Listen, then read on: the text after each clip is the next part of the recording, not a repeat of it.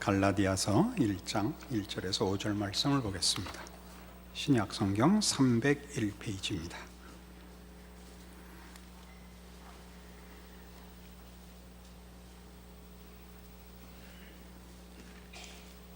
사람들에게서 난 것도 아니요 사람으로 말미암은 것도 아니요 오직 예수 그리스도와 그를 죽은 자 가운데서 살리신 하나님 아버지로 말미암아 사도된 바울은 함께 있는 모든 형제와 더불어 갈라디아 여러 교회들에게 우리 하나님 아버지와 주 예수 그리스도로부터 은혜와 평강이 있기를 원하노라. 그리스도께서 하나님 곧 우리 아버지의 뜻을 따라 이 악한 세대에서 우리를 건지시려고 우리 죄를 대속하기 위하여 자기 몸을 주셨으니 영광이 그에게 세세토록 있을지어다. 아멘. 오늘부터 갈라디아서를 공부하기로 하겠습니다. 갈라디아라는 지방은 지금의 터키, 당시에는 소아시아라고 불리운 터키의 중부 지방 지역에 해당하는 곳입니다.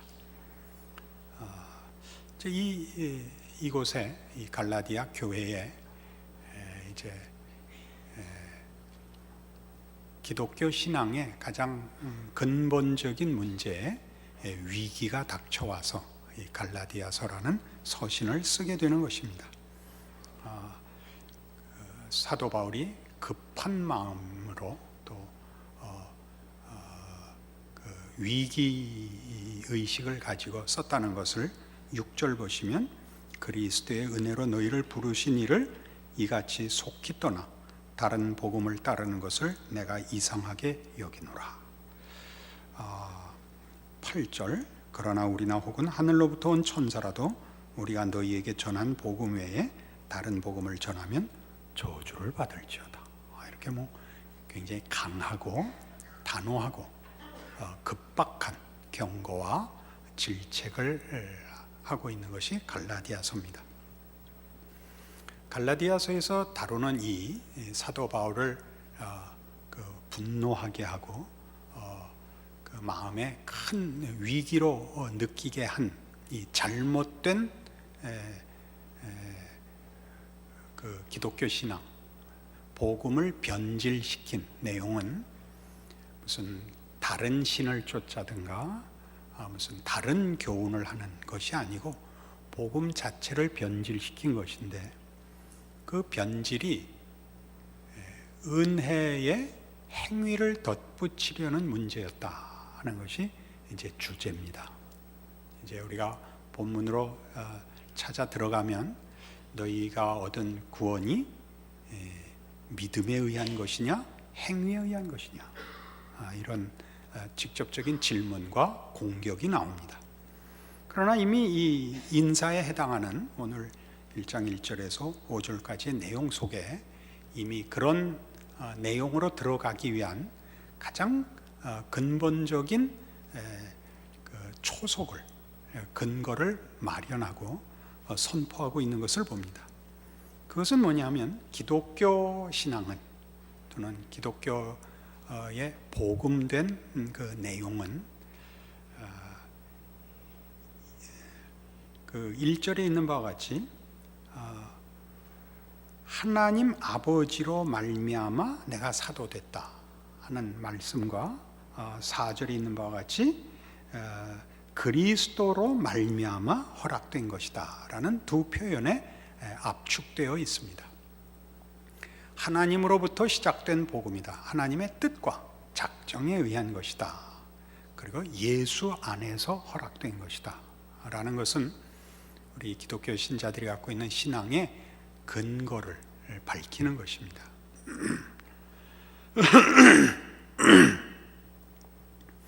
기독교 신앙을 이제 정리하는 그 신학적인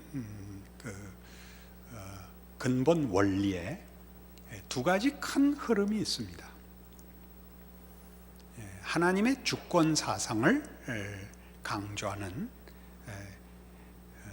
신학이 하나 있고 인간의 이해와 인식으로부터 출발하는 신학이 하나 있습니다.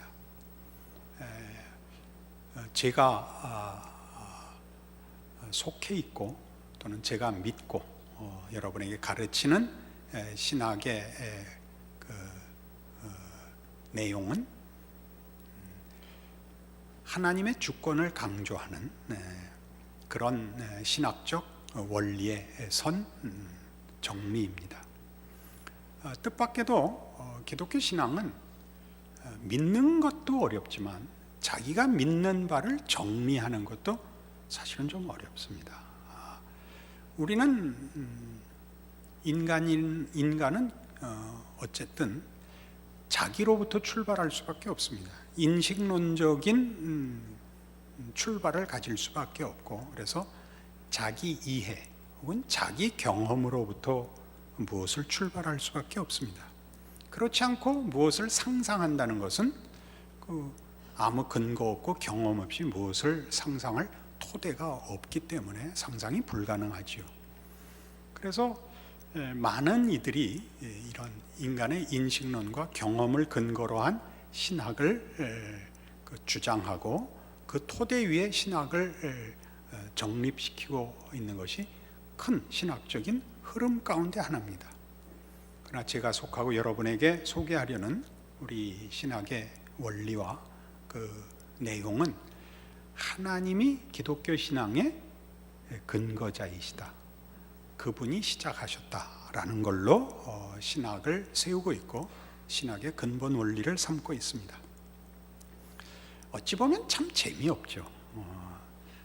우리가 무엇을 논하려면 한 개인이 가지는 경험과 그 경험에 대한 감격과 그 항복 정도가 그 증언에 힘을 주는 법입니다.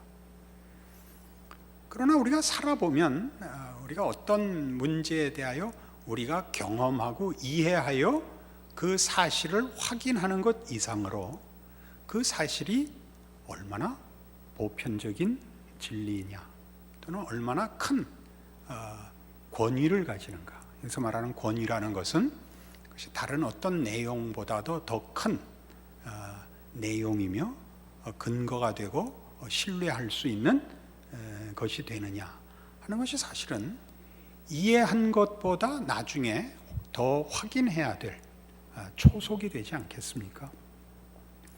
여러분이 예수를 믿는다고 하면 예수 안에서 회심하고 하나님을 만나고 구원을 얻고 구원받은 자의 감격과 하나님을 아는 기쁨과 허락된 신앙 속을 걷는 삶의 그 신비, 감격, 이런 것들로부터 출발하는 것은 너무나 당연합니다. 그러나 그 감격이 정말 내 삶을 세상이 말하는 것과 다른 기독교의 신앙으로의 부름이 세상이 말하는 것보다 더 크냐, 더 절대적이냐 하는 것으로 검증되지 않으면 우리의 이해나 우리의 감격이라는 건 사실 힘을 발휘하지 못합니다. 그러니까 기독교 신앙에서 우리가 믿음의 초창기에 믿음을 시작할 때 만나는 기독교에 관한 증언과 확인은 이런 감격과 이해, 경험에 근거한 간증들이고 또 나의 간증들이 주를 이룰 수밖에 없습니다. 그러나 우리가 살면서 느끼다시피 감동이라는 것은 그렇게 큰 힘을 오랫동안 발휘하지 못합니다. 왜냐하면 기독교 신앙이 우리 세상에서 경험하고 세상에서 가지는 권세보다 더 큰 영역과 더 무한한 세계에 관한 것이기 때문에 우리가 사는 세상 속에서 우리의 믿는 것들이 즉각적으로 그 힘을 발하는 경험을 계속 얻기는 어렵습니다. 우리의 기독교 신앙이 처음에 출발할 때 그 하나님을 만나는 감격이나 신앙을 가지게 되는 그 기적들이 우리가 사실 성격상 초자연적인 것이지 않습니까? 세상과 세상의 약속 속에서 하나님을 만나는 것은 아니고 우리가 세상에서 경험하는 것을 넘어서는 더 큰 진리와 더 큰 견고함, 더 큰 권위로 하나님을 경험하는 것이거든요. 그러면 그것이 이 세상이 우리에게 가지는 힘, 세상의 위협 혹은 시험, 협박보다 더 크냐 하는 문제는 쉽게 경험되지 않습니다.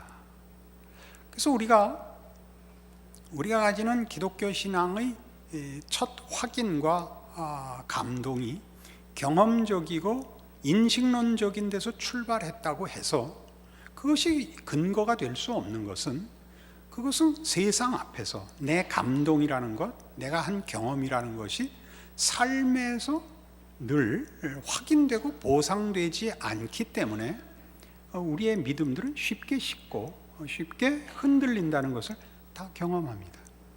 그때 우리가 더 깊이 확인해야 되고 요구할 수밖에 없는 게 뭐냐 하면, 이 내 감격, 내 확인, 내 경험들이 내가 감각하고 이해하는 것보다 큰 그 내용이, 그 내용을 허락하시고 주관하시는 더 큰 믿을 만한 근거 속에 있지 않다면 나의 확인이라는 것은, 나의 이해라는 것은 별거 아니다라는 자리에 도착하게 되어 있습니다. 말이 굉장히 어려워졌습니다. 의도는 그게 아닌데, 여러분, 신앙생활에 우리가 가지는 모든 시험은 이겁니다. 내가 분명히 하나님을 만났고 예수 안에서 구원을 얻었다는 것에 대한 확신이 있는데 그것이 왜 힘을 발휘하지 못하느냐 하는 것입니다. 우리 모두가 이 신앙 고백에 대하여 질문을 받으면 아무 때나 그것이 나의 신앙 고백이고 나는 하나님이 계신 것과 예수가 우리의 구세주라는 걸 믿는다라고 얘기하지만 현실은 그렇지 않습니다. 그래서 우리가 그 고백을 할 때 그 고백이 줬던 감동과 그 고백이 줬던 확신들이 그 고백을 만들어낸 근거로서는 취약하다 하는 것을 우리가 확인해야 됩니다. 그걸 확인하면 그럼 진정한 우리 신앙의 근거는 무엇이었느냐 할 때 하나님이 근거였다 이거죠. 바울이 얘기하려는 것은 그것입니다. 그걸 처음부터 선언하는 것이죠. 갈라디아에 있는 성도들아, 너희의 믿음은 너희가 선택했고 너희가 믿었고 너희가 결정해서 시작됐고 성립된 것이 아니라 너희가 알지 못하는 때, 생각 없었을 때에 하나님이 먼저 준비하신 것이다 이거죠. 영원하신 하나님, 유일하신 하나님께서 우리를 만드셨고 우리를 자기의 자녀로 삼으시기를 기뻐하사 예수 그리스도를 보내어 그의 은혜로 우리를 자기의 자녀, 백성을 삼았기 때문에 우리의 신앙 고백과 그 신앙 고백이 우리에게 주는 감격이 있었던 것이다 이렇게 얘기하는 겁니다. 그러니까 우리 서두에 말씀드린 것 같이 바로 이 문제가, 그러니까 우리 종교개혁자들이 확인해낸 성경에서 발견한 기독교 신앙의 근거요, 신학의 근본 원리로서 가장 중요한 것이다라고 주창한 것입니다. 하나님의 주권이라는 것이죠. 하나님의 주권이란 하나님이 무엇을 마음대로 하신다라는 하나님의 그런 조작의 권리를 선언하는 것이 아니라 하나님만이 모든 존재의 시작이며 만드신 이로서의 권위자시며 그 하나님이 우리에게 당신의 사랑을 베풀고 우리에게 사랑을 또는 신앙을 요구하시는 신실하시고 선하신 하나님이라는 사실이 기독교 신앙을 가능하게 했다. 그러면 우리가 우리의 확인과 감격을 어떻게 이해해야 하느냐? 그분이 우리를 사랑하사 예수 그리스도 안에서 당신을 나타내시고 우리를 만나시고 우리를 자녀 삼으시기를 기뻐하셨기 때문에 오늘날 우리의 신앙 고백과 감격이 있을 수 있게 됐다로 푸는 것이 종교개혁가들이 요구한, 그리고 우리가 그 유산으로 아직까지 물려받고 그 복을 누리고 있는 우리의 신앙에 대한 정리입니다. 로마서 11장에 가시면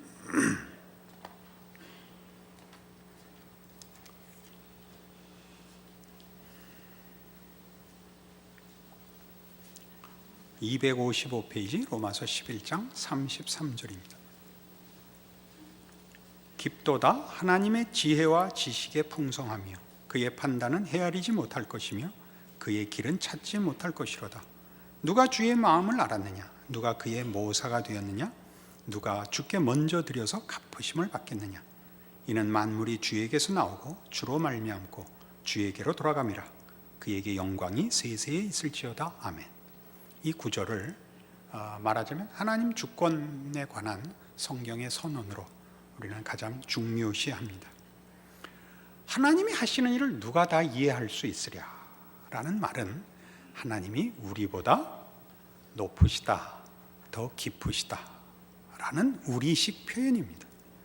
또 누가 주께 먼저 드려서 갚으심을 받겠느냐 하는 것은 우리가 원인이 되어 하나님 앞에 결과를 요구할 대등한 자격과 위치에 설 수 있는 사람이 누구냐?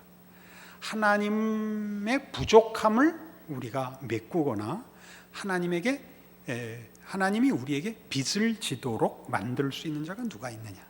다시 말해서 하나님이 우리의 도움을 필요로 하는 것이 아니라 우리 모두가 하나님으로부터 도우심을, 그의 은혜를 필요로 하는 존재다. 하나님은 자존하시고 영원하시고 충족하신 분으로서 우리의 도움이, 그 존재와 그의 영광에 필요한 분이 아니다. 우리가 필요한 존재다라는 것이 이 구절이요. 그래서 36절에 있는 만물이 주에게서 나오고 주로 말미암고 주에게로 돌아감이라 라는 선언으로 성경이 우리가 가진 구원의 주인 되시는, 그것을 기뻐하시는 하나님의 높으심을 경배하고 선언하고 있습니다. 그럼에도 불구하고 우리는 이 이해와 인식, 경험이라는 것을 가볍게 볼 수는 없습니다. 왜요? 하나님은 우리를 조종하시는 것이 아니라, 또는 조작하시는 것이 아니라 우리에게 말씀하시고 인격적인 관계를 요구하시며, 우리가 잘 아는 대로 사랑하시고 믿음을 요구하십니다. 인격자 간의 이 관계성을 요구하십니다. 그래서 우리는 하나님을 만나야 되고 믿음의 상당 부분을 이해해야 됩니다. 납득해야 합니다. 그러나 그 납득은 조건으로서 서 있지 않다 이겁니다. 이게 왜 중요하냐? 신학적 설명을 하자고 이 문제를 거론하는 것이 아니라 서두에 말씀드린 것을 다시 반복하는 문제지만 중요하기 때문입니다. 우리가 살다 보면 우리의 감격과 우리의 확신과 우리의 의지와 우리의 결정들은 우리를 더 이상 지탱할 수 없다는 현실에 부닥칩니다. 여러분이 신앙생활하면서 가장 많이 겪는 것이 무엇입니까? 내가 가진 믿음을 내 힘으로 시작할 수 없을 뿐만 아니라 유지할 수 없다는 것을 발견하는 것입니다. 여기 하나님 주권 사상이 가지는 특별한 위로가 있습니다. 우리가 가진 기독교 신앙은, 그 고백은 하나님께서 작정하사 허락하셨을 뿐만 아니라 그 허락하신 것을 간섭하사 이루어 승리케 하시는 분이라고 설명하는 것입니다. 이것은 우리에게 왜 중요하냐? 우리는 이 믿음의 세계에서 하나님의 은혜로 시작해 놓고도 우리가 우리의 확신과 의지로 우리의 믿음을 지켜내지 못하는 걸 보면 우리는 자꾸 규칙을 만듭니다. 이 규칙은 우리에게 안내서가 되거나 자기를 성찰하는 잣대가 되는 것으로는 좋지만, 우리의 규칙은 자기 근거로 늘 작용하기 때문에 늘 경계해야 됩니다. 우리가 좋은 신앙생활을 하기 위하여 열심히 기도하자, 열심히 성경 보자, 이건 다 중요하고 필요한 것입니다.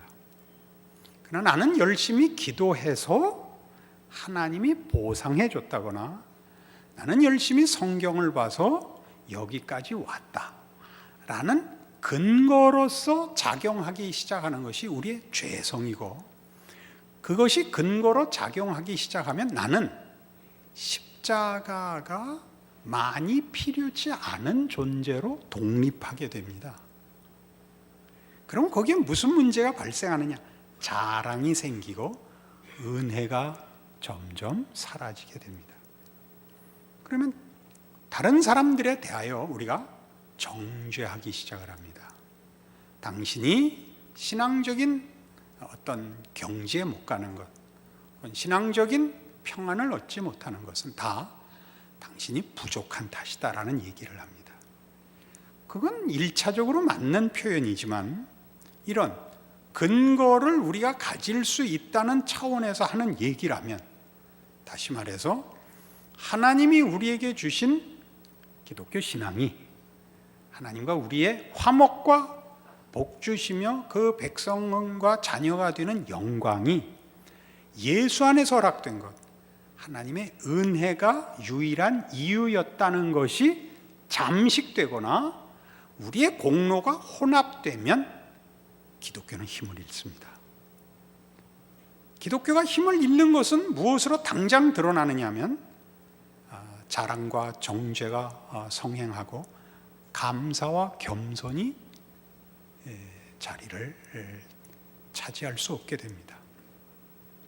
우리가 신앙 공동체에서 가장 많이 하는 불평, 왜 교회는 사랑이 없는가? 라는 얘기는 언제나 이 문제와 직접적으로 결부되어 있습니다. 신앙이 좋다는 것은 우리가 얼마나 더 깊이 하나님께 의존되어 있는가를 아는 것입니다. 그 은혜를 사모하는 데 있습니다. 더 겸손해질 수밖에 없고, 나보다 뒤떨어진 신자에 대하여 결코 정죄할 수 없게 됩니다. 그 말씀 이해하시겠죠? 우리가 누구를 위하여 기도할 때 나를 보듯이 기도할 수밖에 없습니다. 내가 이 자리에 선 것이 하나님의 은혜라는 것을 떼어놓고 누구를 위하여 기도하면 그것은 사실은 진정한 기도가 되지 못합니다. 나를 이 자리에 있게 하신 예수를 보내신 하나님께서 그 은혜를 저 영혼에게도 허락하여 주시옵소서. 이것이 말하자면 중보기도입니다. 고린도전서 1장에 가면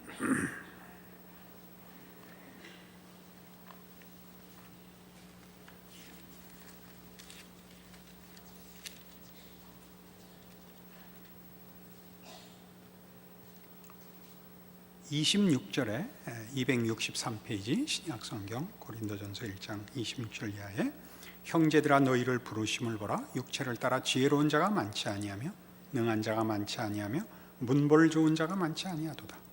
그러나 하나님께서 세상에 미련한 것들을 택하사 지혜 있는 자들을 부끄럽게 하려 하시고, 세상에 약한 것들을 택하사 강한 것들을 부끄럽게 하려 하시며, 하나님께서 세상에 천한 것들과 멸시받는 것들과 없는 것들을 택하사 있는 것들을 폐하려 하시나니, 이는 아무 육체도 하나님 앞에서 자랑하지 못하게 하려 하심이라.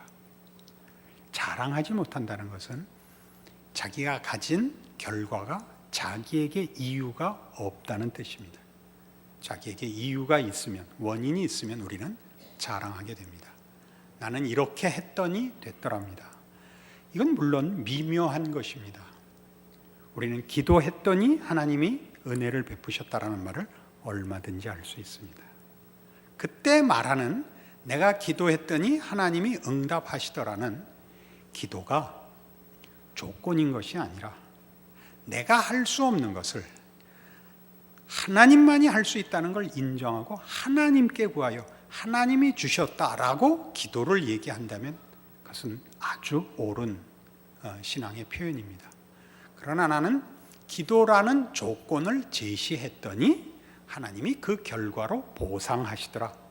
나는 기도했고 너는 안 했다 라는 말이 이렇게 극단적인 다른 내용으로 표현될 수 있다는 것을 기억해야 합니다.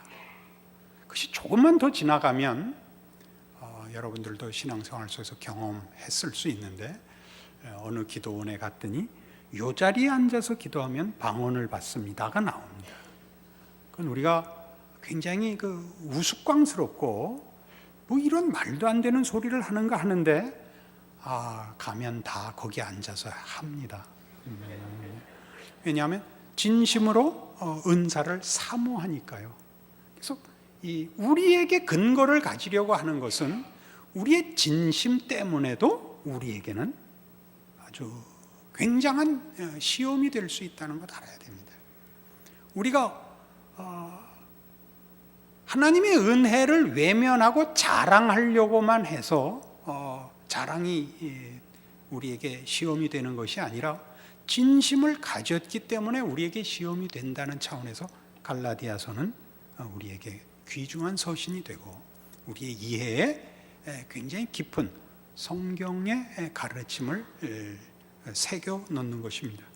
그래서 이 하나님의 종들을 예로 들거나 또는 예수 믿는 사람 전체를 놓고 따지더라도 지금 읽은 고린도전서 1장 26절 이하의 말씀은 언제나 옳습니다. 우리는 믿지 않는 사람들보다 더 종교적이어서, 더 지성적이어서, 더 신실해서, 더 여타의 조건이 있어서 그 보상으로 이 기독교 신자가 된 것은 아닙니다. 그게 지금 얘기죠. 그래서 30절에 이런 중요한 결론으로 나오죠.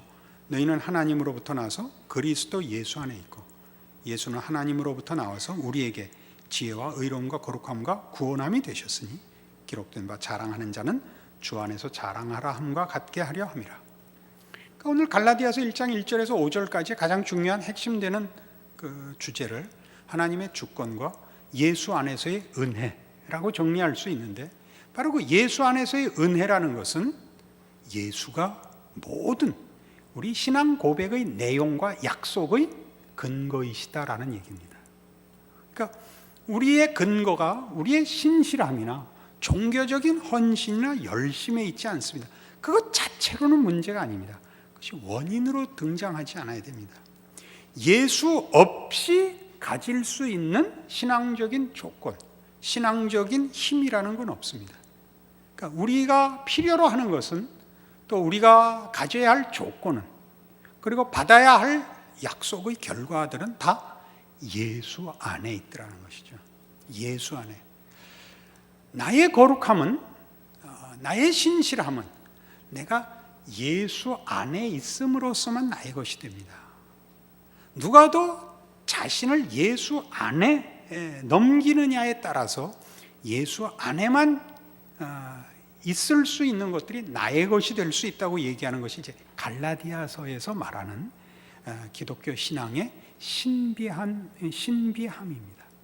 이 문제가 갈라디아서에서는 매우 날카롭게 지적될 것이고, 우리로서는 내가 혹시 나에게서 조건과 나에게서 자랑거리를 만들고 있지 않느냐라는 것을 돌이켜보게 하는데 1차적인 목표가 있는 것이 아니라, 은혜 위에 서 있고 그래서 나의 절망과 낙심과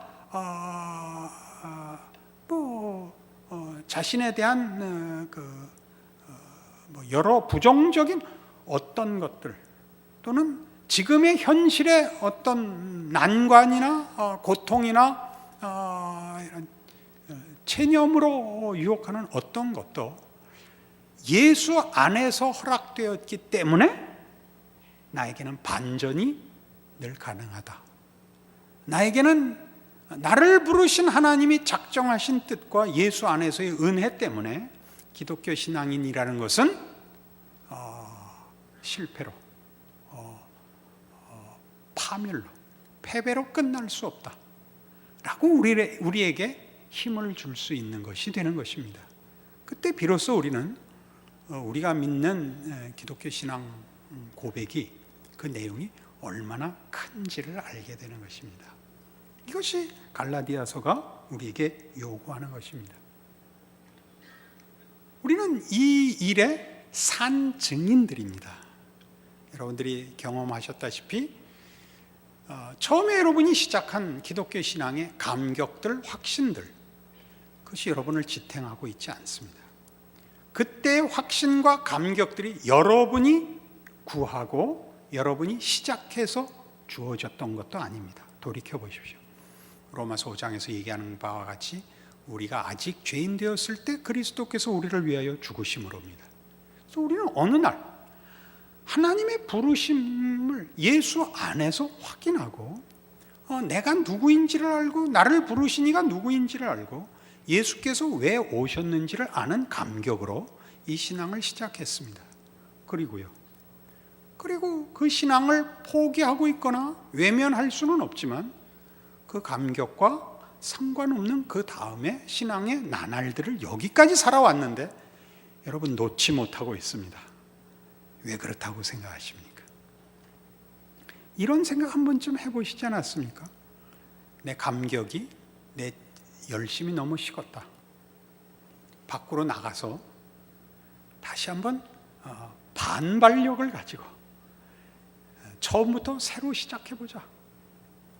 지금 이 낡고 타성에 젖은 신앙으로부터 더 큰 추진력을 얻기 위하여 저 바닥을 한번 치자. 이런 생각해 보신 적 없습니까? 저는 몇 번 해봤는데 그래서 이렇게 반대로 쫙 저 끝까지 갔다가 실제로 가진 않았습니다. 또 오해하실 겁니다. 이렇게 힘을 갖고 지금의 체념과 낙심을 지나갈 수 있는 반동의 힘을 가지고 다시 한번 시작해보자. 그런 생각도 했고 몇 가지는 실천도 했습니다. 그러나 늘 그 힘은 얼마 유지되지 않았습니다. 오히려 제일 놀라운 것은 늘 절망하고 체념하고 괴로워하면서 놓을 수 없는 현실입니다. 여러분 교회 나와 앉으시고 설교를 듣고 성경을 읽고 자신의 신앙을 점검하면서 여러분 마음에 감격과 기쁨이 있었던 것보다 읽으면 뭐하나? 그래 홍해가 갈라져서 이런 생각도 다 하셨을 거라고 생각합니다. 그러면서 우리가 배우는 것이죠. 우리에게 허락된 내가 감격하고 확인한 신앙은 하나님으로부터 시작되었다. 예수 안에서 허락되었다. 나는 나를 포기하고 낙심할 수 있어도 하나님은 그리하시지 않는다. 이것이 우리를 붙들고 있는 것입니다. 우리의 가장 큰 신앙은 내가 절망하고 있지만 나를 버릴 수 없다는 현실에 있습니다. 하나님이 나를 놓지 않고 있다는 사실을 우리가 절망 속에서 가장 크게 확인합니다. 절망을 하면 끊임없이 뭐라 그러냐면 하나님 왜요? 라고 가서 문을 두드리게 됩니다. 안 그렇습니까? 여러분이 기도할 필요 없고 고민할 필요 없을 때는 여러분 하나님을 찾지 않게 됩니다. 저 바쁩니다. 그러죠. 저는 저대로 알아서 잘 살 테니까 하나님은 필요한 사람 만나러 가십시오. 이렇게 되죠. 그래서 기도라는 것도 신앙이 가장 형통할 때 하는 것이 아니라 기도가 가장 의심과 불안과 절망 속에서 터져나온다는 것을 기억하셔야 됩니다.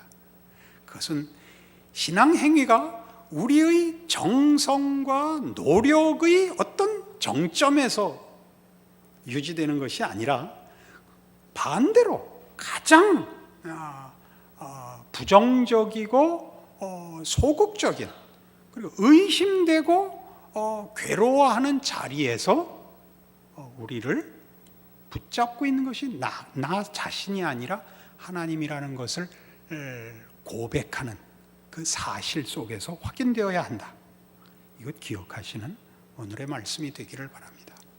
계속 또 이 갈라디아서를 해나가면서 오늘 설명한 이 내용이 구체적으로 갈라디아 교회에 어떻게 문제가 됐고 그 답이 우리의 신앙 고백의 힘을 어떻게 확인케 하느냐 확인하는 이 말씀들이 될 것입니다.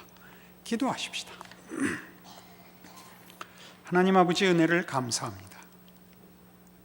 생각하면 하나님께서 우리를 하나님의 형상대로 지으셨고 복 주셨고 범죄한 우리를 예수 안에서 다시 하나님의 자녀로 부르신 그 기쁘신 뜻과 베푸신 은혜로 말미암아 서 있고 생각하고 고백하고 고민하고 있다는 사실을 확인합니다. 이 모든 것이 주의 은혜 가운데서 허락된 것임을 말씀으로 확인하면서 우리 자신을 우리 자신에게만 맡기지 않고 하나님의 신실하심과 기뻐하시는 뜻과 예수 안에서의 넘치는 능력에 이제 맡깁니다. 우리의 평생을 나 혼자 고민하고 투쟁하고 씨름하는 것이 아니라 하나님의 부르시는 넓으신 품과 전능하신 보호하시는 편팔 속에서 보호받고 거기서 인도함 받고 있다는 사실을 기억하여 우리의 믿음이 가지는 힘을 의지하여 승리하는 우리의 인생과 삶이 되게 하여 주시옵소서. 예수님 이름으로 기도합니다.